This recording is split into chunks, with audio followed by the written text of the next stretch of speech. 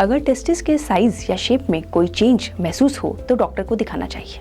Doctor testis को देखेंगे और उसमें कोई ट्यूमर होने की संभावना को जज करेंगे।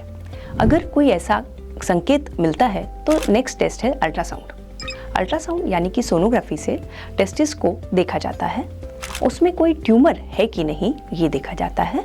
ट्यूमर के साइज को असेस किया जाता है। वो ट्यूमर जो है ठोस है या उसमें पानी भरा हुआ है ये देखा जाता है। इसके अलावा वास्कुलैरिटी यानी कि उस ट्यूमर में ब्लड कितना चल रहा है वो पता किया जाता है।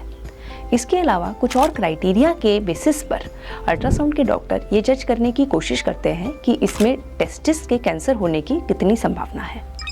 कुछ अन्य कारण से भी टेस्टिस का साइज बढ़ सकता है, जैसे कि टेस्टिस में इन्फेक्शन होना, टेस्टिस में हाइड्रोसील या हर्निया होना। उसके अलावा टीबी का होना भी टेस्टिस में स्वेलिंग का कारण हो सकता है।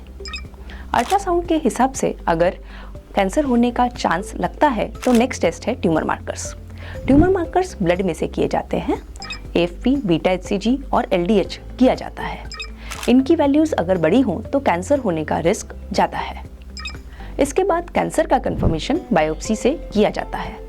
ज़्यादातर केसेस में बायोप्सी पूरे टेस्टिस को निकाल के ही की जाती है।